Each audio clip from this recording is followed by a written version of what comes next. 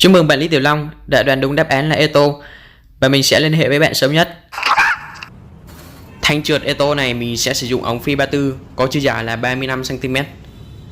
Còn thanh trượt ở ngoài thì mình dùng ống phi 42 loại ống đúc vì nó sẽ dày hơn ống kẽm bình thường. Khi ống 42 này lồng vào ống 34 sẽ rất là lỏng nên mình sẽ cắt một đường trên ống 42 để bóp nó lại cho vừa với ống 34.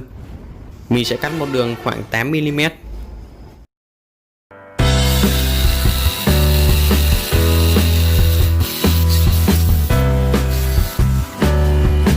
Sau khi cắt xong thì mình sẽ bóp cái ống 42 này lại. Ở đây mình sẽ sử dụng cái Eto. Nếu mà các bạn không có Eto thì các bạn có thể sử dụng kìm bấm hoặc là cạo chữ C.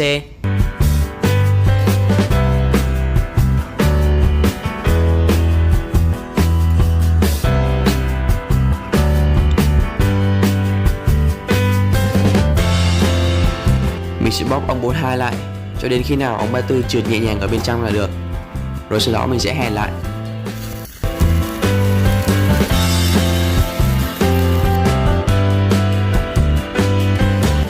Ok, đây là ống 42 sau khi đã bóp lại. Bây giờ thì nó đã khít hơn vào ống 34 rồi. Tiếp theo là mình sẽ dùng sắt tròn phi 30 này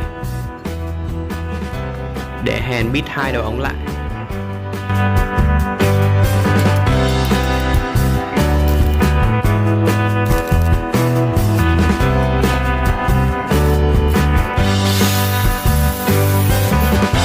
Tiếp theo là mình sẽ khoan và tạo ren trên một đầu của mỗi ống.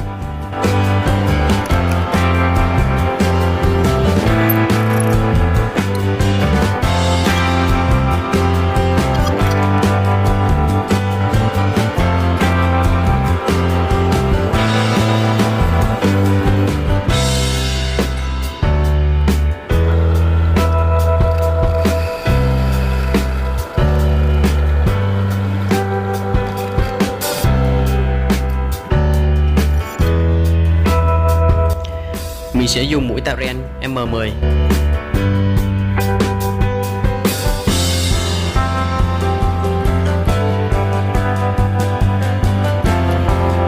Về phần ngàm kẹp của Eto thì mình sẽ sử dụng tôn 10 ly có kích thước là vuông 120 ly. Mình sẽ lấy dấu và khoan các lỗ phi 34 và M10.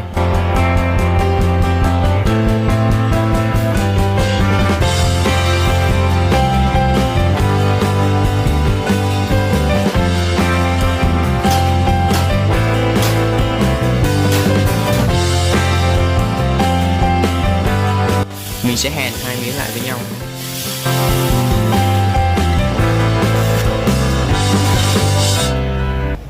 Tiếp theo là về phần đuôi của Eto thì mình sẽ sử dụng một miếng sắt có chiều dài là 10 mm, kích thước của nó là 45 x 120 mm.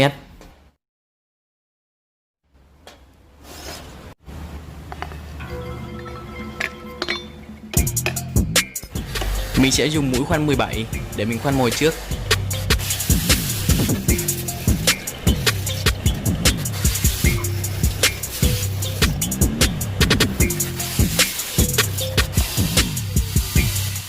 Tiếp theo là mũi khoan 34 thì mình sẽ khoan hai lỗ ở bên ngoài.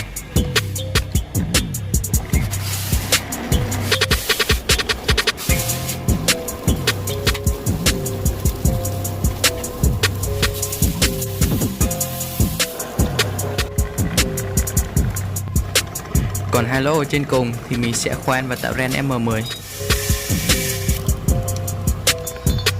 Tiếp đến là miếng đuôi của Eto. Mình sẽ khoan hai lỗ hai bên là phi 12, còn lỗ ở giữa là phi 17.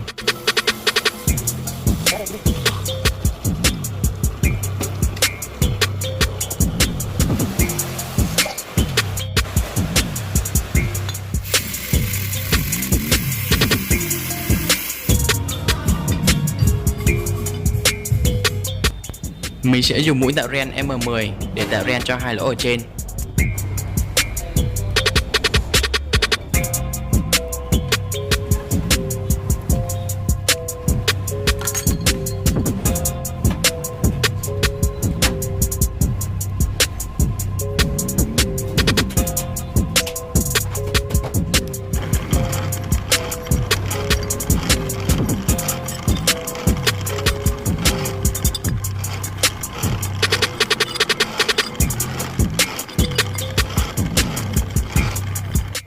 Bây giờ mình sẽ bắt đuôi của Eto vào hai ống 34 mình đã tạo ren hồi nãy. Về cái ren này mình sử dụng loại 16 ly, có chiều dài là 37 cm. Mình sẽ xỏ nó vào giữa của thanh trượt. Tiếp đến là ngàm kẹp trong và ngàm kẹp ngoài. Tiếp theo là mình sẽ hàn con tán, ống trượt và ngàm kẹp trong lại với nhau.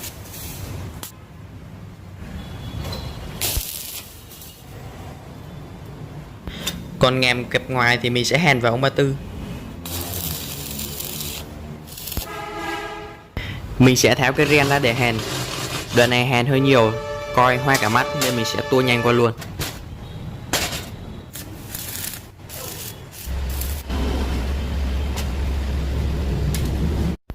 Khi mình hàn xong thì nhiệt của mối hàn đã làm cong vênh hai cái ống này, nên mình đã nắn nó lại và mài những chỗ bị chày đi để khi cho ngàm kẹp vào nó sẽ nhẹ nhàng hơn. Và đây này, sau khi mình đã mài xong, bây giờ ngàm kẹp đã trượt được nhẹ nhàng hơn rồi. Hai thanh kẹp của ngàm Eto mình sẽ sử dụng tăm sắt, có chiều dài là 16 ly, kích thước của nó là 80 x 120 mm. Mình sẽ kẹp cố định nó vào và khoan để lấy dấu trước.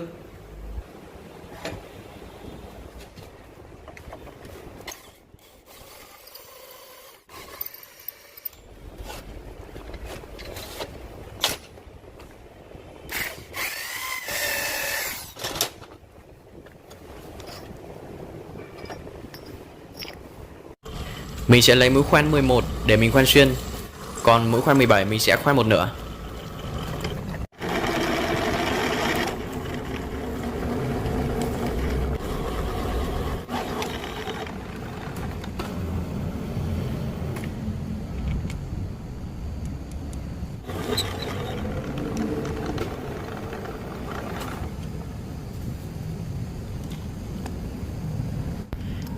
Tương tự như tấm còn lại, mình cũng sẽ khoan như vậy luôn. Mình sẽ phay thêm hai đường rãnh hình chữ V. Nó có tác dụng là tăng độ bám hơn khi chúng ta kẹp những đồ tròn như là ống hoặc là lát.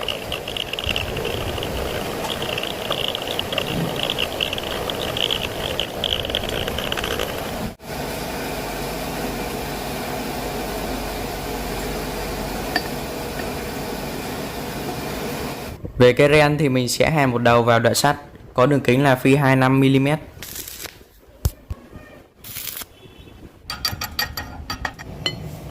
Tiếp theo là mình sẽ khoan thêm một lỗ phi 12.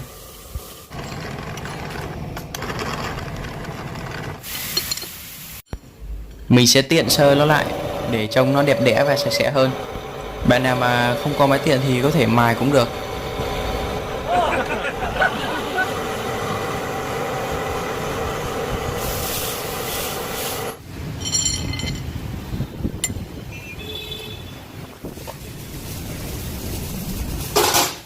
Ok, nhìn có vẻ đẹp trai hơn rồi.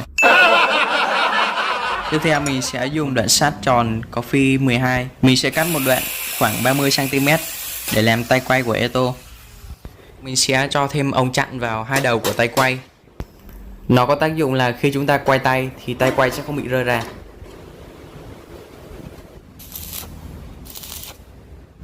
Về phần cái ren thì mình sẽ cho thêm vòng bi chà để khi quay sẽ nhẹ nhàng và trơn tru hơn.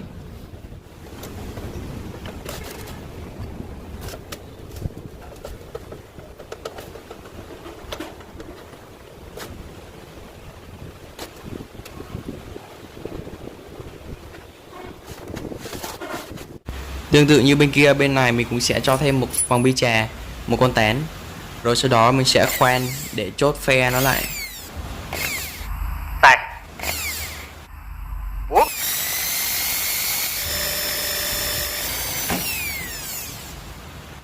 Vì cái ren khá dài nên mình sẽ cắt bớt nó đi. Mình sẽ cho thêm một cái lông đèn và sau đó mình sẽ chốt phe lại. Việc này có tác dụng là khi chúng ta siết Eto thì vòng bi chà sẽ không bị bung ra.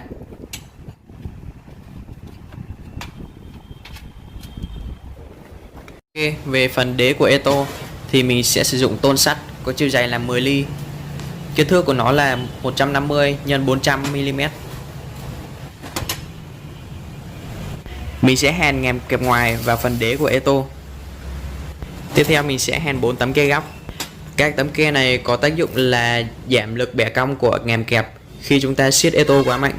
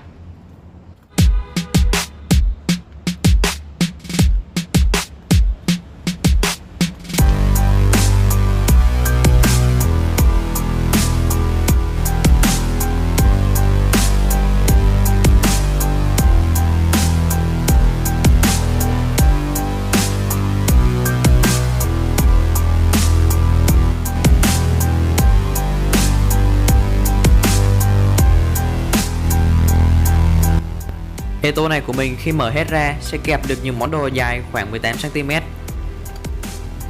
Còn nếu tháo hai miếng kẹp ra thì tối đa có thể kẹp được là 21 cm.